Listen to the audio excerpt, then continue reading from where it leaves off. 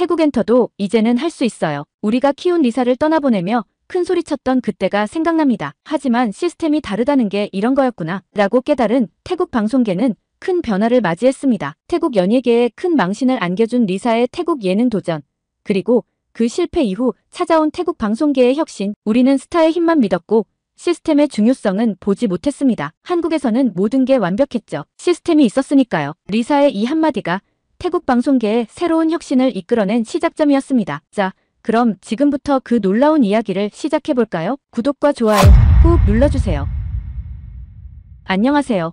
저는 방콕포스트의 연예부 수석기자 수린 파타라풍입니다. 오늘 아침 리사의 태국 단독 예능 리사와 함께하는 아침의 첫 방송을 앞두고 있는 현장을 취재하러 왔습니다. 아직 해도 뜨지 않은 이른 시간이지만 방송국 로비는 이미 팬들로 가득 찼고 태국 전역의 관심이 이곳에 쏠려 있어요. 드디어 우리 리사가 돌아왔다. 이제 태국에서 더 멋진 모습을 보여줄 거야. 블랙핑크 리사가 아닌 태국의 리사로. 열광적인 팬들의 환호성을 들으며 15년 전 그날이 떠오릅니다. 2009년 GMM 그래미의 연습생 오디션장에서 처음 만난 14살 소녀 리사를 잊을 수가 없네요. 당시 저는 GMM 그래미의 수석 매니저였습니다. 동남아시아 최대 연예기획사라는 자부심으로 가득했죠. 하루에도 수십 명의 연습생 지원자들을 만났지만 리사는 달랐어요. 첫 무대부터 모든 심사위원의 시선을 사로잡았습니다. 춤을 출 때의 카리스마, 무대를 즐기는 표정, 그리고 무엇보다 프로페셔널한 태도가 인상적이었죠. 이 아이는 특별해요. 우리가 키우면 태국의 자부심이 될 수 있을 거예요. 그때 저의 판단이었습니다. 하지만 그해 겨울 YG 엔터테인먼트와의 미팅은 저의 모든 자신감을 무너뜨렸어요. 서울에 처음 도착했을 때가 생생합니다. 영하로 떨어진 차가운 공기 속에서도 YG 본사 건물은 마치 실리콘밸리의 첨단 기업처럼 빛나고 있었어요. 건물에 들어서는 순간 이미 충격의 연속이었죠. 우리가 최첨단이라고 자부하던 GMM 그래미의 시설은 YG와 비교하면 마치 고등학교와 하버드의 차이였습니다. 연습생들의 하루 일과를 보여드리겠습니다. YG 담당자의 안내를 따라 건물을 둘러보는 동안 저는 계속해서 말문이 막혔습니다. 새벽 6시부터 시작되는 체력 훈련, 전문 영양사가 관리하는 식단, 세계 최고 수준의 보컬 댄스 트레이너들, 심지어 심리 상담사까지. 우리와는 차원이 달랐어요. 더 놀라운 건 데이터 관리 시스템이었습니다. 모든 연습생은 매일 개별 평가를 받고 주간월 간분기별 종합평가가 이루어집니다. 모든 데이터는 시스템으로 분석되어 맞춤형 트레이닝에 활용되죠. 심지어 식사 메뉴까지 개인별 영양 데이터를 바탕으로 결정됩니다. 예능 제작 시스템도 충격적이었어요. 스튜디오 한 곳에서는 아이돌 그룹의 예능 콘텐츠를 촬영하고 있었는데 그 규모가 믿기지 않았습니다. 예능 한 회를 제작하기 위해 약 10명의 전문가가 투입됩니다. 기획팀, 연출팀, 편집팀은 물론이고 아티스트의 이미지를 관리하는 전담팀도 있죠. 방송 전에는 반드시 품평회를 거치고 글로벌 시장 반응까지 분석합니다. 특히 충격적이었던 건 그들의 글로벌 비전이었습니다. 이미 그때 YG는 전 세계를 무대로 삼고 있었어요. 영어는 기본이고 중국어, 일본어, 심지어 프랑스어까지 교육하고 있었죠. 우리는 단순히 가수를 만드는 게 아닙니다. 글로벌 아티스트를 키워내는 거죠. 24시간 가동되는 번역팀이 있어서 전 세계 팬들과 실시간으로 소통할 수 있답니다. 그날 저녁 서울 호텔로 돌아와 밤새 생각했습니다. 우리가 얼마나 우물안개구리였는지를. 그리고 며칠 후 리사의 YG 트레이닝 센터 입소 소식을 들었죠. 15년이 지난 지금 이 방송국 대기실에서 리사를 기다리며 그때의 기억이 떠오릅니다. 블랙핑크의 멤버로서 전 세계를 무대로 활동하던 리사가 이제 태국의 단독 예능을 시작하려 합니다. 대기실의 풍경은 15년 전 YG와는 너무나도 달랐어요. 간단한 조명 몇 개와 소형 카메라들, 기초적인 음향 장비가 전부였죠. 스태프도 고작 10명 남짓. 리사가 있으니까 걱정 없어요. 우리도 한국처럼 할 수 있습니다. 프로그램 담당 PD의 자신감 넘치는 목소리가 들립니다. 하지만 저는 불안합니다. 리허설 과정에서 이미 여러 문제점들이 보이기 시작했거든요. 리사 씨, 이렇게 하면 될까요? 한국에서는 이런 식으로 진행했었는데. 제작진과 리사 사이에서 오가는 대화를 듣고 있으면 가슴이 답답해집니다. YG에서는 프로그램 하나를 만들기 위해 수십 명의 전문가가 수개월간 준비한다는 걸 알고 있거든요. 심지어 출연자의 동선 하나까지 완벽하게 계산되어 있었죠. 몇 시간 후면 첫 방송이 시작됩니다. 태국의 모든 언론이 이 프로그램을 주목하고 있어요. 우리도 할 수 있다는 태국 방송계의 자신감이 걸려있는 거죠. 하지만 저는 알고 있습니다. 15년 전 서울에서 느꼈던 그 충격적인 차이가 지금은 더 커져 있다는 걸요. 이제 시작될 방송이 그 현실을 어떻게 보여주게 될지 저는 차분히 지켜보려 합니다. 취재 수첩을 펼치며 오늘의 첫 문장을 적습니다. 완벽한 시스템 없이 완벽한 스타는 없다. 그리고 우리는 이제 겨우 그 시스템의 존재를 알아가고 있다. 방송이 시작된 지 30분. 저는 모니터실에서 진행 상황을 지켜보며 한숨을 내쉬고 있었습니다. 예상했던 문제들이 하나둘씩 현실이 되어가고 있었어요. 카메라 3번. 포커스가 또 흔들렸어요. 음향이 자꾸 튀네요. 어떻게 하죠? 리사 씨, 다음 코너 준비는 됐나요? 대본이 좀 바뀌었어요. 생방송 현장은 혼돈 그 자체였습니다. 태국의 대표 방송국이라고 자부하던 채널3의 스튜디오에서 이렇게 기본적인 문제들이 연달아 발생하다니요. 특히 심각했던 건 리사의 표정이었어요. 블랙핑크 활동 당시에 자신감 넘치는 모습은 온데간데 없고 당황스러움을 감추지 못하는 게 역력했습니다. 컷. 잠시 광고 들어갑니다. PD의 외침과 함께 첫 방송은 겨우 일부를 마쳤어요. 그때 리사의 매니저가 들려준 이야기가 아직도 귓가에 맴돕니다. 한국에서는 이런 일이 절대 없었어요. 생방송 전에 최소 3번의 리허설을 하고 모든 상황에 대한 대비책도 마련되어 있었죠. 심지어 즉석 애드리브가 필요한 상황까지도요. 휴게실에서 잠시 쉬고 있던 리사가 물 한 잔을 마시다 말고 중얼거렸습니다. YG에서는 예능 출연 전에 2주간의 특별 트레이닝을 받았어요. 진행 요령부터 돌발 상황 대처까지. 그게 당연한 줄 알았는데 2부 방송이 시작되고 상황은 더욱 악화됐습니다. 즉석 요리를 하는 코너에서 가스레인지가 제대로 작동하지 않았고 게스트와의 토크 코너에서는 자막이 뒤죽박죽 나왔어요. 태국의 TV 방송이 이렇게나 허술했나요? 시청자 게시판에 올라오기 시작한 댓글들이 가슴을 아프게 했습니다. 리사가 왜 이렇게 어색해 보이지? 블랙핑크 때는 안 그랬는데 한국에서 계속 활동하는 게 나았을 것 같아. 3시간의 방송이 끝나고 스튜디오는 무거운 침묵에 빠졌어요. 첫 방송 시청률은 기대치의 절반도 되지 않았습니다. 이게 다 시스템의 차이입니다. 방송국장이 한숨을 쉬며 말했어요. 우리는 스타의 몸값만 보고 프로그램을 기획했어요. 하지만 한국은 달랐더군요. 스타 한 명을 방송에 내보내기 위해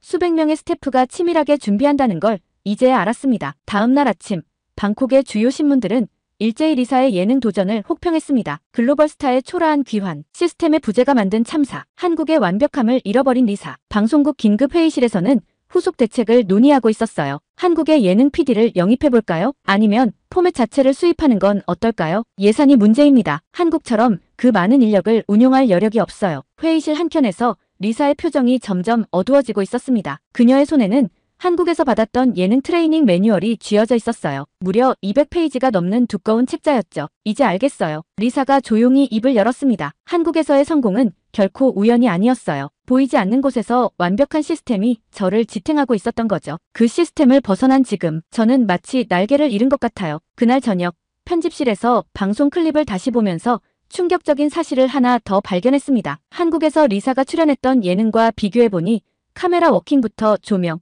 음향 믹싱까지 모든 면에서 천지 차이였어요. 이제 어떻게 하실 건가요? 제가 조심스럽게 물었습니다. 리사는 잠시 생각에 잠기더니 답했어요. 다시 시작해야겠죠. 하지만 이번엔 다르게 한국에서 배운 시스템을 하나하나 적용해 보려고 해요. 비록 시간이 걸리더라도. 그녀의 말에 깊은 울림이 있었습니다. 우리는 너무 쉽게 생각했던 거예요. 스타의 힘만으로 모든 게 가능하다고요. 하지만 진정한 성공은 보이지 않는 시스템이 만들어낸다는 걸 이제야 뼈저리게 깨닫게 된 것입니다. 취재 수첩에 적습니다. 한국의 시스템은 마법이 아닙니다. 과학입니다. 그리고 우리는 이제 겨우 그 과학의 첫 페이지를 읽기 시작했을 뿐이에요. 리사와 함께하는 아침의 실패 이후 저는 YG 엔터테인먼트의 예능 제작 시스템을 심층 취재하기 위해 다시 한국을 찾았습니다. 한 달간의 집요한 취재 요청 끝에 마침내 YG의 콘텐츠 품질 관리팀 핵심 관계자를 만날 수 있었어요. 우리 팀은 24시간 3교대로 운영됩니다. 글로벌 시장에서 시차가 없거든요. 김태현 팀장의 설명이 시작됐습니다. 그가 이끄는 대로 YG 본사 지하 3층으로 내려갔어요. 그곳에는 마치 NASA 관제센터 같은 대형 관리실이 있었습니다. 수십 개의 모니터가 벽면을 가득 채우고 있었고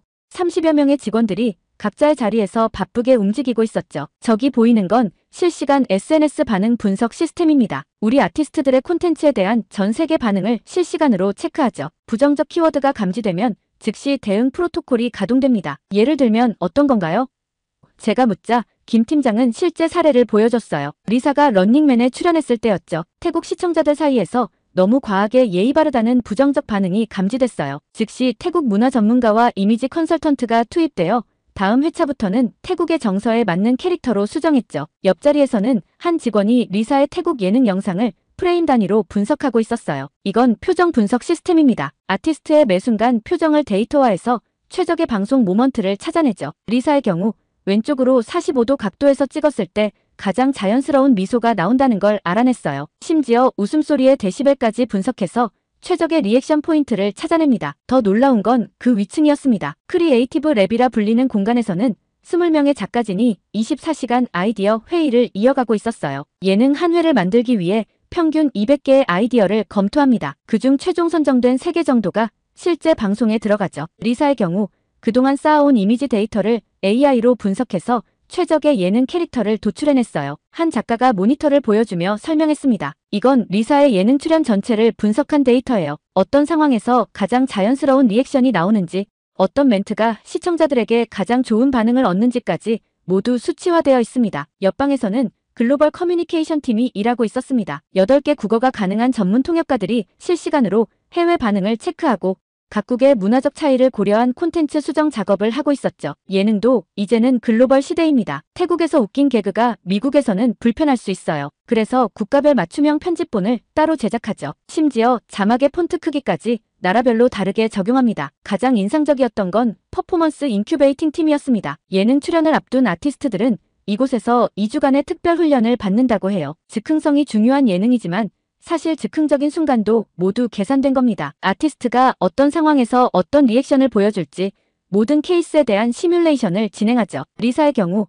런닝맨 출연 전에만 50가지 상황에 대한 리액션 트레이닝을 받았어요. 실제 트레이닝실에서는 한 연습생이 즉석 개그 훈련을 받고 있었습니다. 벽면의 대형 스크린에는 실시간으로 표정 분석 결과가 나타났고 AI가 최적의 리액션 타이밍을 알려주고 있었어요. 마지막으로 들른 곳은 이미지 프로텍션 팀이었습니다. 이곳에서는 아티스트의 이미지를 해칠 수 있는 모든 요소를 사전에 차단한다고 해요. 편집본이 나오면 총 12명의 전문가가 크로스 체크를 합니다. 조명 각도 하나, 배경 소품 하나까지 모두 아티스트의 이미지에 긍정적인지 확인하죠. 리사의 경우 특별히 태국 문화 전문가 2명이 추가로 검수를 담당합니다. 하루 종일의 취재를 마치고 나오면서 저는 태국의 방송국을 떠올렸습니다. 우리에겐 이런 시스템이 전혀 없었죠. 그저 스타의 인기만 믿고 있었을 뿐. 이게 바로 K-팝의 진짜 비결입니다. 김 팀장이 마지막으로 한 말이 가슴에 깊이 박혔습니다. 스타는 혼자 빛나는 게 아닙니다. 보이지 않는 수많은 전문가들의 헌신이 있기에 가능한 거죠. 서울에서 방콕으로 돌아오는 비행기 안에서 저는 취재 내용을 정리하며 깊은 생각에 잠겼습니다. 우리는 겨우 빙산의 일각만 보고 있었던 거예요. 진정한 성공의 비결은 물 아래 숨겨진 거대한 시스템에 있었던 건데 태국 공항에 도착하자마자 저는 방콕 포스트 편집장에게 전화를 걸었습니다. 특집 기사를 쓰고 싶습니다. 제목은 이렇게 하죠. 보이지 않는 제국 K-팝 예능의 숨겨진 시스템을 파헤치다. 특종 기사가 될 것 같은 예감이 들었습니다. 하지만 한편으로는 무거운 책임감도 느껴졌어요. 이제 우리도 변해야 한다는 걸 이 기사를 통해 알리고 싶었으니까요. 리사와 함께하는 아침의 실패는 시작에 불과했습니다. 태국 방송가는 마치 무언가를 증명하려는 듯 리사의 예능 출연을 계속 밀어붙였어요. 첫 방송의 실패 직후 태국 언론들은 변명성 보도를 쏟아냈습니다. 새로운 도전은 누구나 어려울 수 있다. 적응 기간이 필요한 것뿐. 다음 프로그램에서는 더 나은 모습을 보여줄 것. 채널 7의 예능국장은 두 번째 프로그램을 발표하며 자신만만하게 말했습니다. 이번에는 성공할 거예요. 우리도 할 수 있다는 걸 보여주겠습니다. 한국의 방식을 철저히 연구했거든요. 리사의 두 번째 도전. 서바이벌 요리 프로그램 리사의 키친은 기획 단계부터 문제가 있었어요. 한국의 찌양의 요리쇼를 벤치마킹했다고 했지만 실제 제작 과정은 너무나 달랐습니다. 한국은 6개월간 포맷을 개발하고 2개월의 시험 촬영을 거쳤대요. 우리는 2주 만에 방송을 시작했잖아요. 현장 PD의 한숨 섞인 목소리가 아직도 기억납니다. 프로그램은 첫 회부터 문제가 드러났어요. 요리하는 동안 리사의 표정이 계속 굳어갔고 카메라를 의식한 어색한 리액션은 시청자들의 차가운 반응을 불러왔습니다. 방송 전문가들의 분석도 이어졌습니다. 조명 설계의 치명적 결함, 음향 시스템 비교, 편집 시스템 차이. 특히 충격적이었던 건 3회 방송의 불사고 장면이었습니다. 한국이었다면 절대 방송되지 않았을 민망한 순간이 그대로 전파를 탔고 이는 SNS에서 밈으로 제작되어 확산됐죠. 리사의 키친은 결국 5회 만에 조기 종영을 맞이했어요. 시청률은 2%대까지 추락했고 협찬사들도 하나둘 이탈하기 시작했습니다. 방송 실패의 원인을 분석한 한 전문가의 보고서는 더욱 충격적이었습니다. 세 번째 프로그램 댄싱 위드 리사는 그나마 기대를 모았어요. 리사의 최대 강점인 댄스를 내세운 프로그램이었으니까요. 하지만 이 프로그램 역시 기술적인 한계에 부딪혔습니다. 특히 사회 방송에서는 치명적인 실수가 있었어요. 출연자들의 댄스 배틀신에서 음향이 끊기는 사고가 발생했고 이는 태국 방송의 한계를 적나라하게 보여주는 상징이 되었습니다. 태국 언론들의 태도도 급격히 변화했어요. 초기의 낙관적인 보도들은 점차 냉정한 분석으로 바뀌었고 마침내 뼈아픈 자성의 목소리가 나오기 시작했습니다. 방송 전문 매체들의 분석은 더욱 신랄했어요. 그들은 한국과 태국의 방송 제작 시스템을 세세하게 비교하며 우리의 현주소를 적나라하게 보여줬습니다. 결국 채널 3의 새 예능도 시작 전에 무산되었고 리사는 조용히 한국행 비행기에 올랐어요. 한때 수백 명의 기자들이 몰려들던 공항은 이제 한산했습니다. 취재 수첩에 마지막 문장을 적습니다. 때로는 실패가 가장 큰 교훈을 준다. 우리는 이제 처음부터 다시 시작해야 한다. 스타가 아닌 시스템부터. 며칠 후 이 사건을 계기로 태국 방송계는 대대적인 혁신을 선언했습니다. 하지만 그들이 배워야 할 것은 단순한 기술이나 시설이 아닌 완벽을 추구하는 한국식 제작 문화 전반이었죠. 그리고 그 여정은 이제 겨우 시작된 것이었습니다. 리사의 실패 이후 태국 방송계에는 큰 변화의 바람이 불기 시작했습니다. 처음에는 조용했지만 곧 쓰나미처럼 업계 전체를 휩쓸었어요. 채널 3의 사장실에서 열린 긴급 임원회의에 참석했을 때의 일이 생생합니다. 평소 자존심 강하기로 유명했던 쏨차이 사장이 처음으로 한숨을 내쉬며 말했죠. 우리에게는 변화가 필요합니다. 더 이상 자존심만 붙들고 있을 때가 아니에요. 그날 이후 태국의 주요 방송사들은 일제히 한국행을 택했습니다. 먼저 움직인 건 예능 PD들이었어요. 채널 7은 10명의 제작진을 한국으로 파견했고 채널 3도 즉시 따라 나섰죠. 처음 KBS에 도착했을 때의 충격을 잊을 수 없어요. 한국 연수를 다녀온 피차이 PD의 말입니다. 우리가 알던 예능은 빙산의 일각이었어요. 1박 2일 한 회를 만들기 위해 100명이 넘는 스태프들이 움직이고 6개월 전부터 기획이 시작된다는 걸 알았을 때 정말 충격이었죠. 한국 예능 포맷의 수입도 시작됐습니다. 채널 3은 런닝맨을, 채널 7은 복면가왕을 수입했어요. 하지만 이것도 쉽지 않았습니다. 포맷만 가져온다고 해결되는 게 아니더군요. 한 방송국 임원의 고백입니다. 한국에서는 런닝맨 한 회를 찍기 위해 200페이지가 넘는 대본을 준비한다고 해요. 우리는 겨우 30페이지. 게다가 촬영 장비의 차이도 어마어마했죠. 더 놀라운 건 한국의 방송사들이 보여준 철저한 교육 시스템이었습니다. 포맷을 수출하면서 3개월간의 의무 연수를 요구했고 현장 실습은 기본이었죠. 예능은 과학입니다. SBS의 한 예능국장이 태국 연수생들에게 한 말이었어요. 우리는 모든 것을 데이터화합니다. 시청자의 웃음이 터지는 타이밍, 카메라의 각도, 자막의 위치까지 모든 게 수치화되어 있죠. 태국의 방송계는 천천히 하지만 확실히 변화하기 시작했습니다. 먼저 제작 시스템을 정비했어요. 한국식 사전 기획 시스템을 도입하고 전문 인력 양성에 투자를 시작했죠. 이제는 PD 한 명이 모든 걸 책임지는 게 아니에요. 기획팀, 연출팀, 촬영팀, 편집팀, 각 분야의 전문가들이 모여 하나의 프로그램을 만듭니다. 채널 3의 새로운 제작 지침이었어요. 예산도 대폭 증액됐습니다. 한 회당 제작비가 3배로 늘었고 전문 장비 도입도 시작됐죠. 하지만 가장 큰 변화는 사람들의 인식이었습니다. 예능은 더 이상 그냥 재미있는 방송이 아니에요. 과학적인 접근과 체계적인 시스템이 필요한 전문 분야라는 걸 이제야 깨달았습니다. 방송국 연수생들의 공통된 소감이었어요. 특히 인상적이었던 건 태국 최초로 설립된 예능 아카데미였습니다. 한국의 예능 전문가들을 초빙해 정기적인 교육을 시작했고 젊은 PD들은 새로운 도전에 열정을 보였죠. 우리도 언젠가는 할 수 있을 거예요. 하지만 이번에는 제대로 된 준비를 하고 싶습니다. 아카데미의 첫 수강생들이 보여준 겸손한 자세였습니다. 리사의 실패는 결과적으로 태국 방송계의 새로운 시작을 가져다 줬어요. 우리는 이제 알게 됐습니다. 진정한 경쟁력은 스타가 아닌 그 스타를 빛나게 하는 시스템에서 나온다는 것을요. 취재 수첩에 새로운 문장을 적습니다. 때로는 쓰디쓴 실패가 새로운 시작이 된다. 우리는 이제 첫걸음을 내딛었다. 비록 늦었지만 올바른 방향으로. 한 달 후 태국의 첫 번째 한국식 예능이 방송을 시작했습니다. 아직은 서툴고 어색하지만 그 속에서 우리는 변화의 희망을 보았습니다. 무엇보다 중요한 건 더 이상 허황된 자존심에 사로잡혀 있지 않다는 거였죠. 우리는 이제 배우는 중입니다. 그리고 언젠가는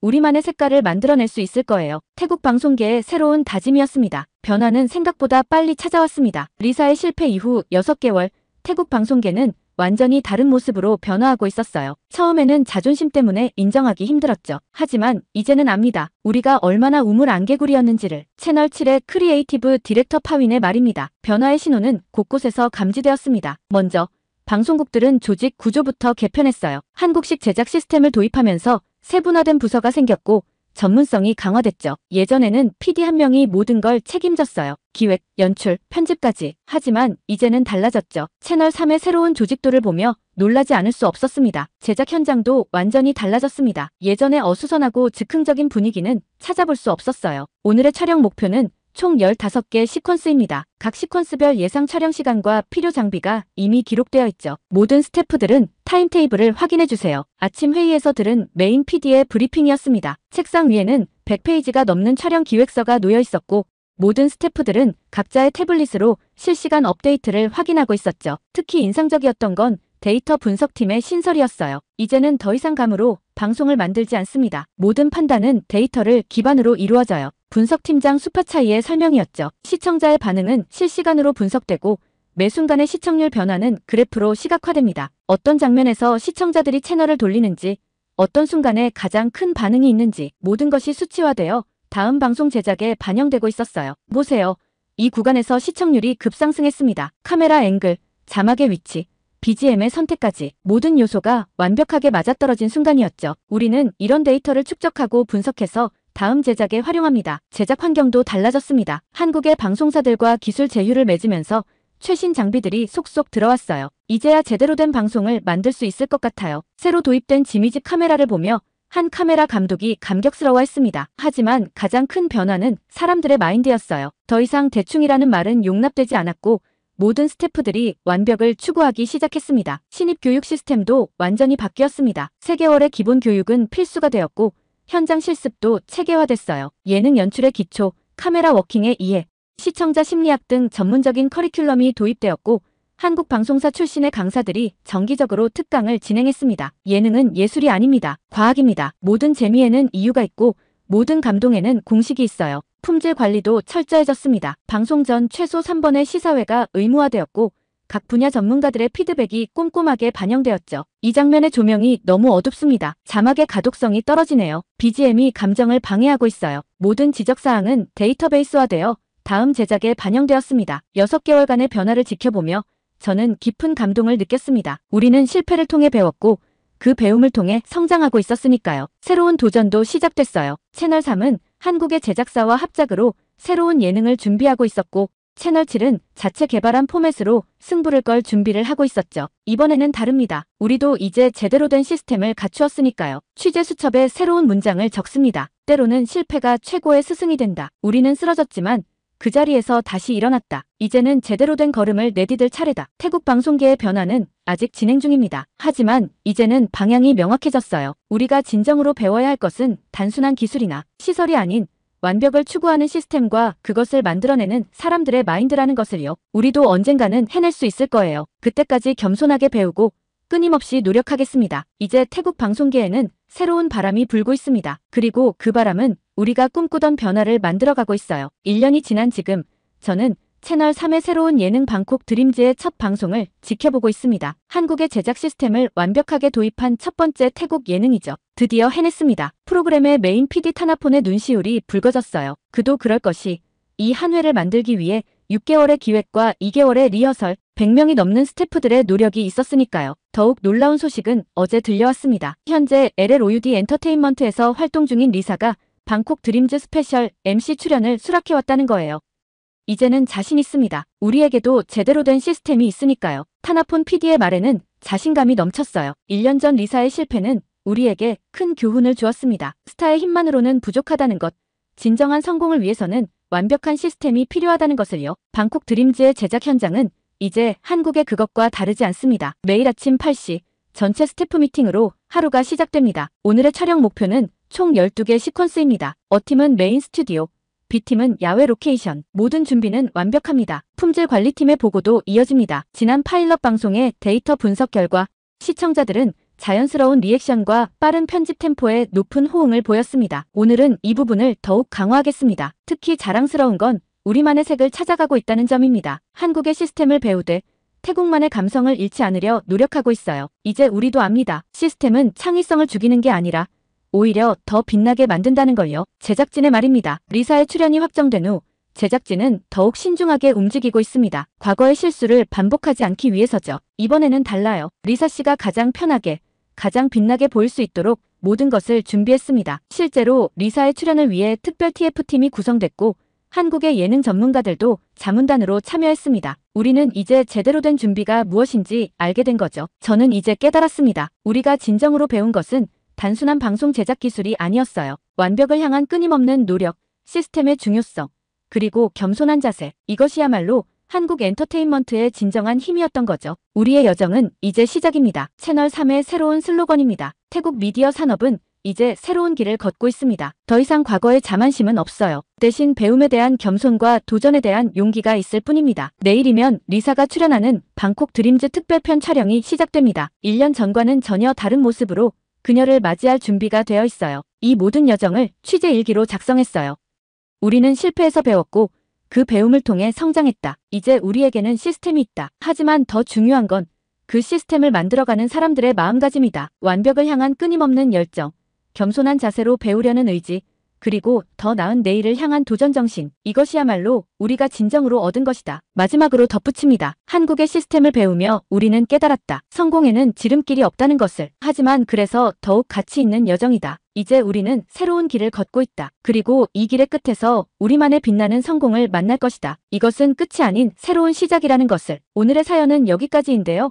태국 연예부 기사 수린 파타라풍 씨의 감동적인 사연 감사하며 앞으로도 응원하겠습니다. 구독과 좋아요 감사드리며 다음 영상으로 찾아뵙겠습니다. 현대차가 태국을 상징하는 대한민국의 대표 기업으로 자리매김했던 그 순간 예상치 못한 위기가 찾아왔습니다. 평화로웠던 태국 공장에 폭풍이 몰아친 거죠. 중국의 영향력이 태국 전역을 뒤덮기 시작하면서 현대차는 조직적인 반항 감정과 불법 파업이라는 전쟁을 치르게 되었습니다. 하지만 이야기의 주인공의 시선으로 보면 이는 단순한 노사 갈등이 아닌 태국의 미래가 걸린 중대한 선택의 순간이었습니다. 최고의 처우를 제공하던 현대차가 태국을 떠날 수도 있다는 위기감이 감돌자 태국 정부는 뒤늦게나마 현대차의 진정한 가치를 깨닫게 됩니다. 과연 어떻게 이 위기를 극복했을까요? 푸켓에서 시작된 중국의 영향력, 조직적인 반항 감정 조성, 그리고 이를 뚫고 일어선 한국과 태국의 진정한 파트너십까지 타완의 생생한 증언을 통해 그 놀라운 이야기를 전해드리고자 합니다. 구독과 좋아요 꾹 눌러주세요.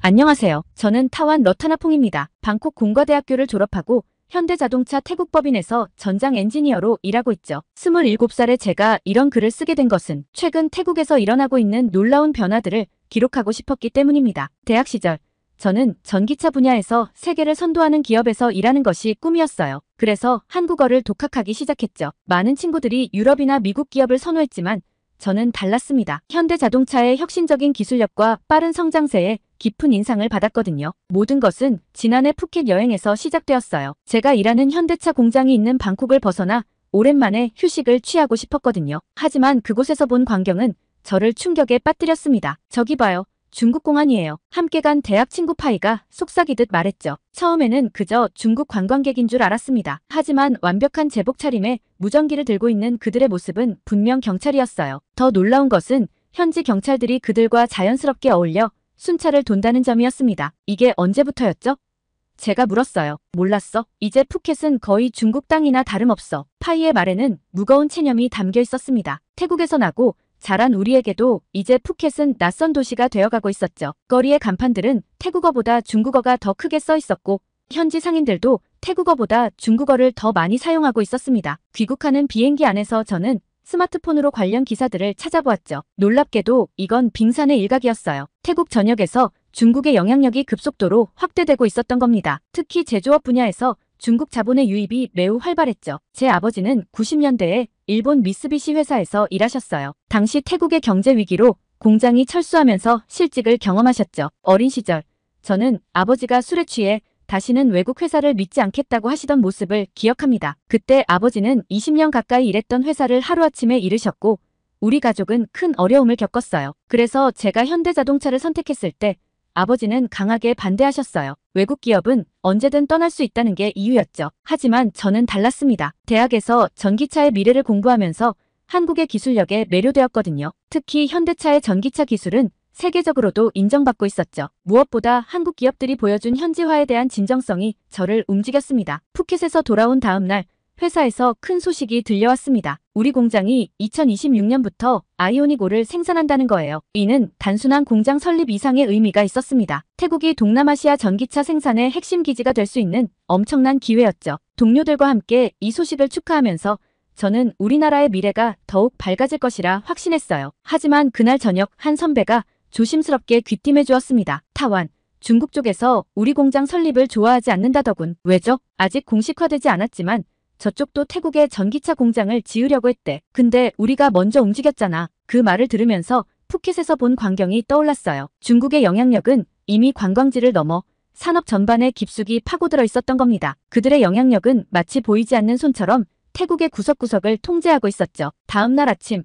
공장으로 향하는 차 안에서 뉴스를 들었습니다. 중국의 한 자동차 회사가 태국 정부와 비밀리에 협상을 진행해왔다는 내용이었죠. 그들의 계획이 현대차의 진출로 인해 차질을 빚게 된 거였어요. 뉴스에서는 중국 측의 불만이 거세다고 전했습니다. 창 밖으로 방콕의 아침 햇살이 비치고 있었습니다. 새로 지어질 현대차 공장의 부지가 보이는 자리였죠. 저는 그때 직감했어요. 이 평화로운 풍경이 오래가지 않을 거라는 것을요. 무언가가 시작되려 하고 있었습니다. 아버지와는 다르게 저는 이번에는 다른 선택을 하고 싶었어요. 단순히 현상을 지켜보는 것이 아니라 능동적으로 상황을 이해하고 대처하고 싶었죠. 현대자동차에 입사한 지도 어느덧 1년이 되어갑니다. 처음 입사했을 때만 해도 이렇게 좋은 회사라고는 상상도 못했어요. 대학 동기들은 대부분 중국이나 일본 기업에 취직했는데 지금은 제가 부러움의 대상이 되었죠. 타완, 진짜 점심 공짜야? 지난주 대학 동창회에서 만난 친구들이 가장 궁금해했던 것은 바로 회사의 복리후생이었습니다. 현대차의 직원 복지는 태국에서 이미 유명한 이야기가 되어 있었거든요.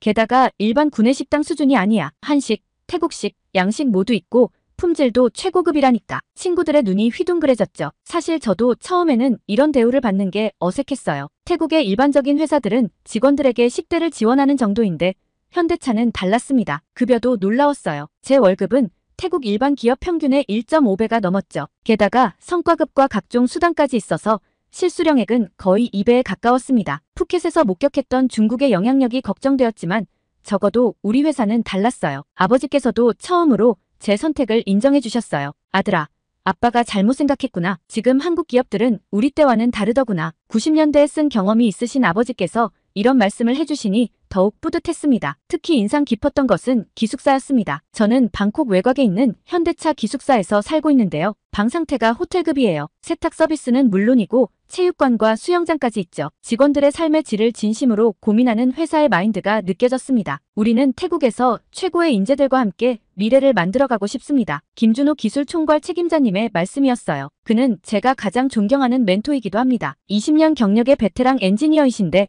항상 직원들의 성장을 진심으로 응원해 주시죠. 특히 푸켓에서 있었던 일을 말씀드렸을 때 그분은 깊은 통찰을 보여주셨어요. 타완, 기술은 거저 주어지는 게 아니야. 우리가 최고의 대우를 하는 것은 바로 그 때문이지. 하지만 이런 대우가 시기의 대상이 되기도 했습니다. 얼마 전 지역신문에서는 현대차가 지나치게 높은 임금을 제공해 노동시장을 교란시킨다는 기사가 실렸어요. 주변 기업들의 불만이 고조되고 있다는 내용이었죠. 특히 교육 프로그램은 정말 대단했습니다. 3개월 전 저는 한국 아산 공장으로 연수를 떠났어요.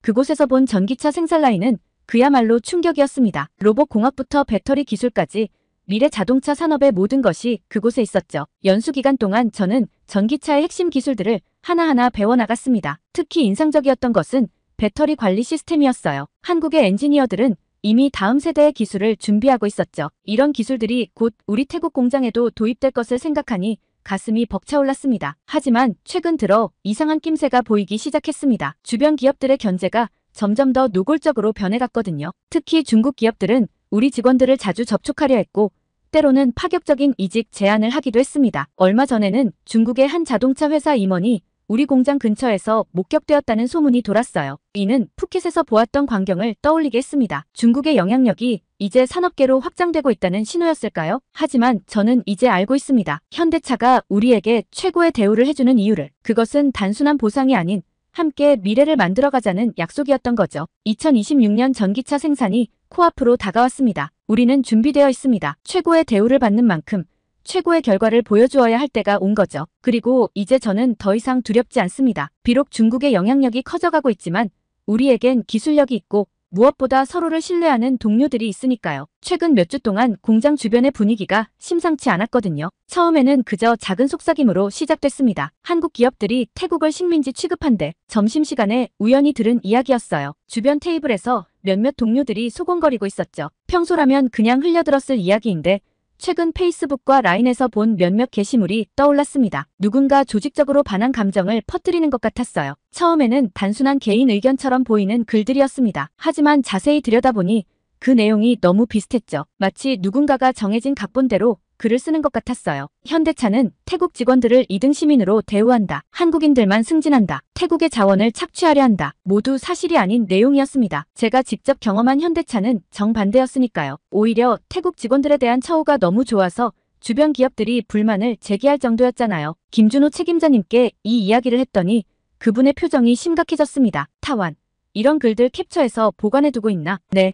혹시 몰라서 다 저장해뒀어요. 잘했어. 이거 단순한 해프닝이 아닌 것 같거든. 김 책임자님의 예감은 정확했어요. 얼마 지나지 않아 더 조직적인 움직임이 시작됐거든요. 공장 주변 커피숍에서 수상한 사람들이 직원들을 접촉하기 시작했습니다. 그들은 자신을 노동자 권익보호단체 회원이라고 소개했죠. 당신들은 착취당하고 있어요. 우리가 도와줄 수 있습니다. 동료 중 한 명이 그들과 대화를 나눈 후 제게 털어놓았어요. 그들은 현대차가 태국 직원들에게 지급하는 높은 임금이 사실은 함정이라고 주장했다고 합니다. 나중에 더 많은 것을 빼앗기 위한 미끼라나요? 가장 충격적이었던 건 어제 있었던 일이에요. 공장 정문 앞에서 갑자기 시위가 벌어졌거든요. 30명 정도의 사람들이 한국 기업 철수하라는 피켓을 들고 있었습니다. 하지만 이상했어요. 그들 중 누구도 우리 직원이 아니었거든요. SNS에는 이 시위 사진이 삽시간에 퍼져나갔습니다. 마치 준비된 것처럼요. 댓글들도 수상했어요. 모두 비슷한 톤으로 한국 기업을 비난하고 있었죠. 자세히 보니 대부분의 계정이 최근에 만들어진 것들이었습니다. 타완,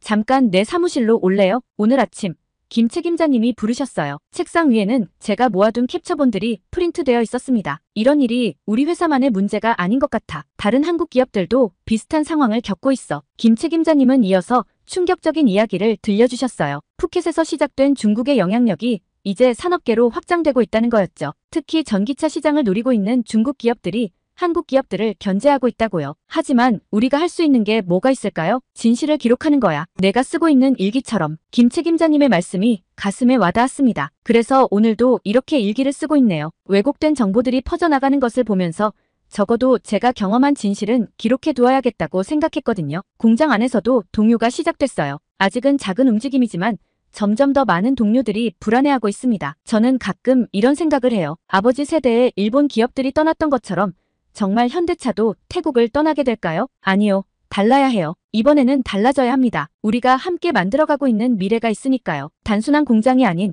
태국의 새로운 미래를 위한 전기차 생산기지를 만들어가고 있잖아요. 내일은 팀 회의가 있습니다. 이런 상황에 대해 어떻게 대처해야 할지 이야기를 나눌 예정이에요. 적어도 우리 팀만큼은 이런 거짓 정보에 흔들리지 않았으면 좋겠습니다. 오늘 밤 기숙사로 돌아오는 길에 흥미로운 장면을 목격했어요. 시위대가 있었던 공장 정문 앞에서 누군가가 사진을 찍고 있었거든요. 가까이 다가가 보니 중국어로 통화를 하고 있었습니다. 순간 등줄기가 서늘해졌죠. 김 책임자님 말씀처럼 이건 단순한 해프닝이 아닌 것 같아요. 누군가 체계적으로 이 상황을 만들어가고 있다는 느낌을 지울 수가 없습니다. 특히 걱정되는 건 신입사원들이에요. 아직 회사에 대한 신뢰가 깊지 않은 그들은 이런 소문에 더 쉽게 동요되거든요. 오늘도 몇몇 신입사원들이 불안해하며 저에게 물어왔습니다. 선배, 정말 회사가 우리를 이용만 하는 걸까요? 그들에게 제가 경험한 진실을 이야기해 주었어요. 하지만 이미 퍼져나간 거짓 정보들의 영향력이 얼마나 클지, 그리고 앞으로 어떤 일들이 더 벌어질지 생각하면 할수록 걱정이 되네요. 신입사원들과의 점심 모임이 있던 그날,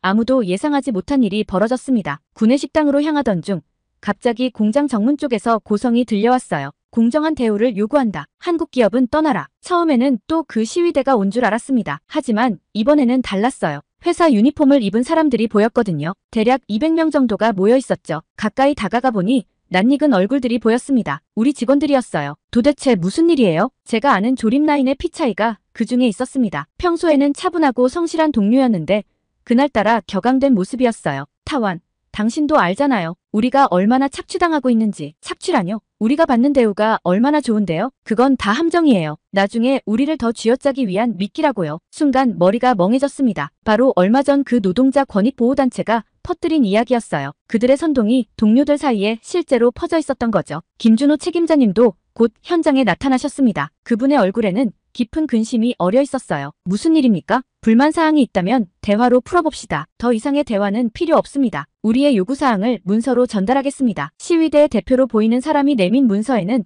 믿기 힘든 내용들이 적혀 있었어요. 임금 50% 추가 인상, 노동시간 단축, 한국인 관리자 철수 등 이미 업계 최고 수준인 현재의 처우를 생각하면 터무니없는 요구사항들이었죠. 이건 말이 안 되는데. 타완, 잠깐 내 사무실로 와보게. 김 책임자님께서 상황 파악을 위해 저를 부르셨어요. 사무실에 도착하자 그분은 한숨을 깊게 내쉬셨습니다. 이게 바로 우리가 우려하던 상황이야. 누군가 조직적으로 이 사태를 만들어냈어. 중국 쪽의 움직임이란 말씀이시죠? 그래. 하지만 직접적인 증거가 없어. 게다가 이 파업이 장기화되면 말씀을 끝맺지 못하셨지만 저는 알 수 있었어요. 우리 공장은 단순한 조립 라인이 아닙니다. 4만 명이 넘는 협력업체 직원들의 생계가 걸려있는 거대한 생태계죠. 이 파업이 장기화되면 그들 모두가 위험해질 수 있었어요. 그날 저녁 회사는 비상대책회의를 소집했습니다. 태국 정부에도 이 상황이 보고되었죠. 하지만 정부의 반응은 미온적이었어요. 마치 누군가의 입김이 작용하고 있는 것처럼요. 가장 충격적이었던 것은 다음날 아침 신문이었습니다. 현대차 태국 공장,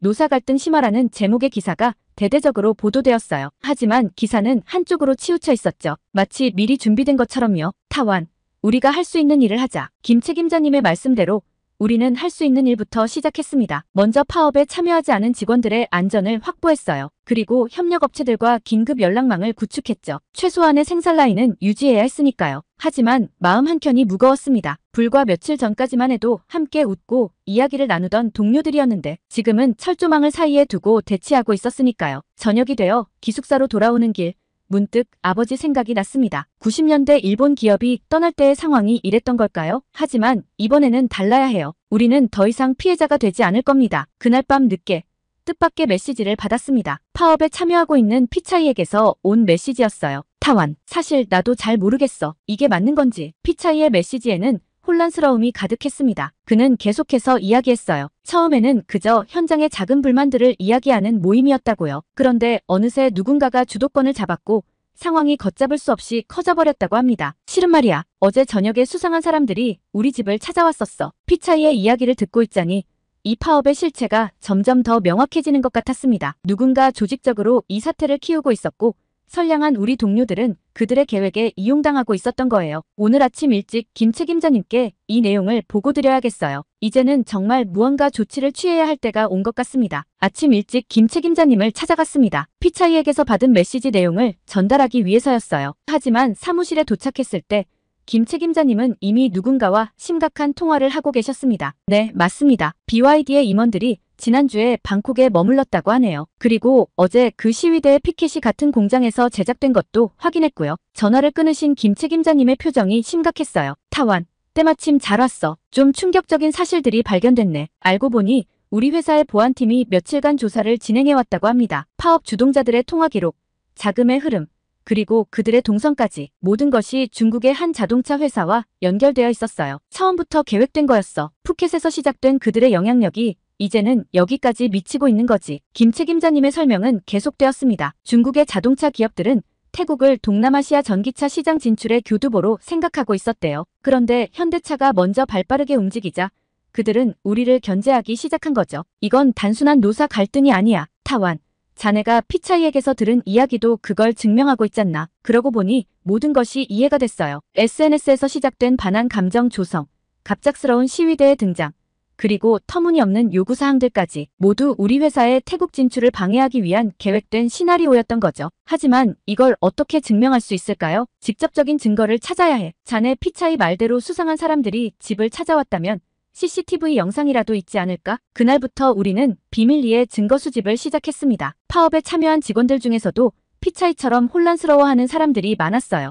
그들을 통해 조금씩 실마리가 잡히기 시작했죠. 가장 결정적인 증거는 우연히 발견됐습니다. 시위대의 피켓을 제작한 인쇄소 직원이 양심 선언을 한 거예요. 중국계 기업의 사람들이 직접 찾아와 주문을 했다고 합니다. 심지어 시위 문구까지 그들이 지정했대요. 타완, 이거 봐. 자금 흐름이 추적됐어. 김 책임자님이 보여주신 자료에는 놀라운 내용이 있었습니다. 시위대에게 지급된 활동비가 모두 하나의 페이퍼 컴퍼니를 통해 지급됐다는 거예요. 그리고 그 회사의 실제 소유주는 중국의 한 자동차 부품 회사였죠. 이제 어떻게 해야 할까요? 아직은 때가 아니야. 더 많은 증거를 모아야 해. 그리고 무엇보다 김 책임자님의 말씀이 이어지려는 순간 갑자기 사무실 문을 누군가가 급하게 두드렸어요. 비서였습니다. 큰일 났습니다. 파업 참가자들이 공장 정문을 완전히 봉쇄했어요. 창 밖을 내다보니 상황이 심각해 보였습니다. 이제 그들은 단순한 시위를 넘어서 공장 가동 자체를 막으려 하고 있었어요. 협력업체 차량의 출입까지 막아선 것이죠. 이런, 결국 이렇게 나오는군. 무슨 뜻이시죠? 타완,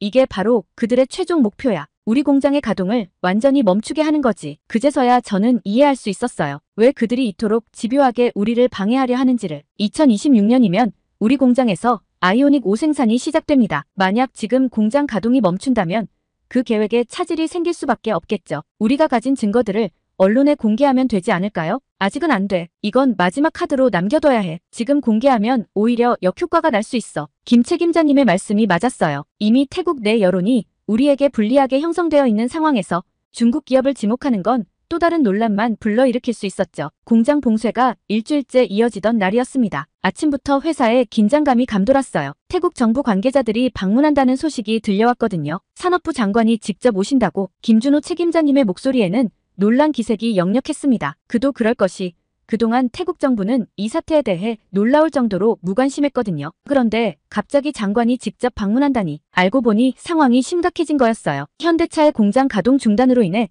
태국 자동차 산업 전체가 흔들리고 있었던 겁니다. 4만 명이 넘는 협력업체 직원들의 생계가 위협받고 있었죠. 더 큰 문제는 해외 투자자들의 시선이었습니다. 이러다가 다른 외국 기업들도 태국을 떠날까봐 정부가 긴장했나 봅니다. 그래, 특히 전기차 산업은 태국의 미래와 직결되어 있으니까. 장관이 도착하자 분위기는 더욱 심각해졌습니다. 보안팀이 우리가 모은 증거들을 차례로 보여드렸어요. 중국 기업의 개입 정황, 조직적인 반환 감정 조성, 그리고 파업 자금의 흐름까지.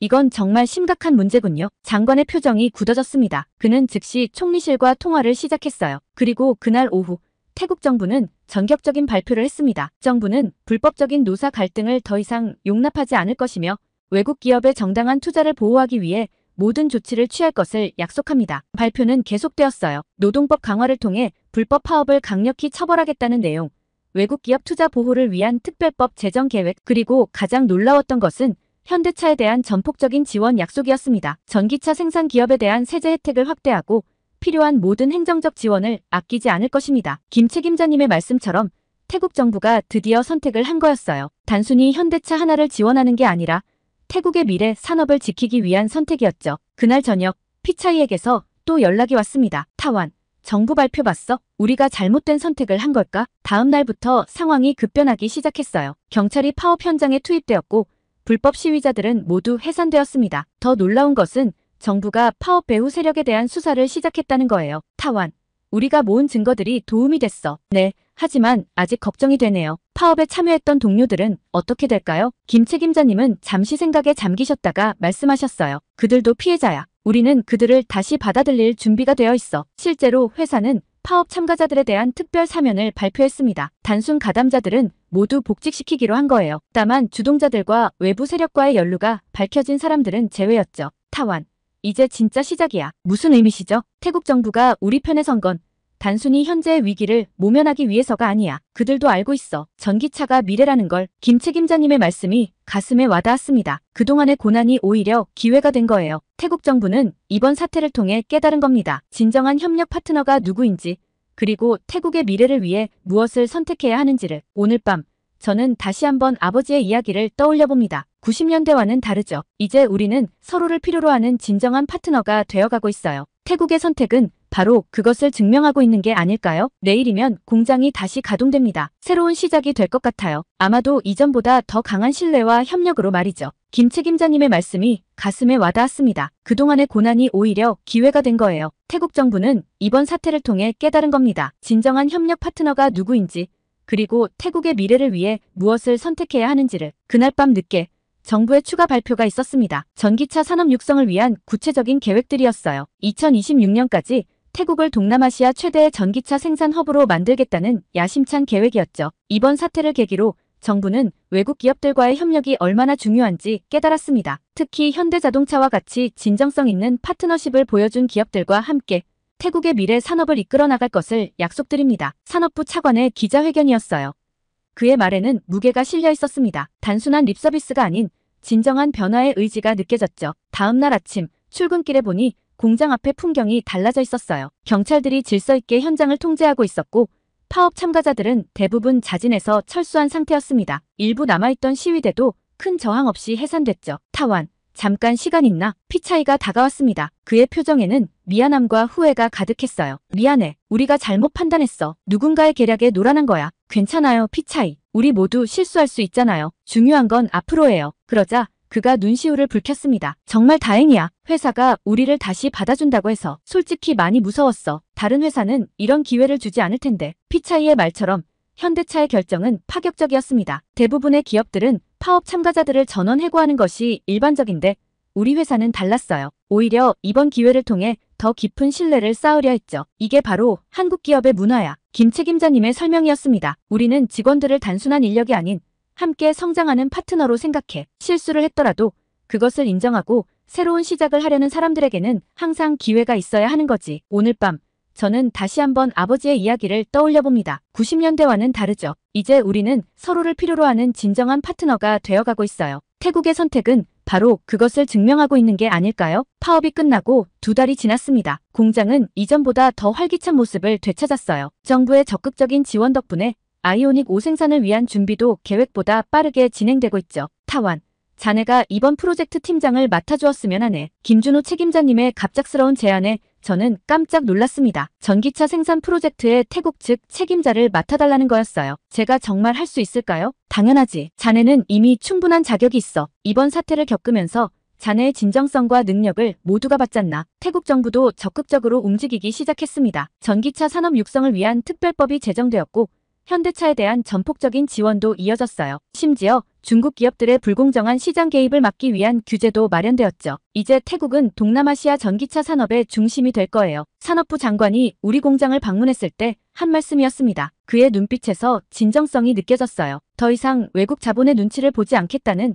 단호한 의지도 보였죠. 피차이는 이제 저와 같은 팀에서 일하고 있습니다. 파업 이후 그는 완전히 달라졌어요. 오히려 현대차의 가치를 가장 잘 이해하고 전파하는 사람이 되었죠. 타완, 우리가 정말 좋은 선택을 한 것 같아. 이제는 내가 직접 봤잖아. 현대차가 우리나라의 미래를 위해 얼마나 진심을 다하는지. 앞으로 2026년까지 우리에게는 아직 많은 과제가 남아있습니다. 하지만 더 이상 두렵지 않아요. 우리에겐 서로에 대한 신뢰가 있으니까요. 태국과 한국, 현대차와 태국 직원들, 그리고 미래를 향한 우리 모두의 꿈이 하나로 이어져 있습니다. 오늘의 사연은 여기까지인데요.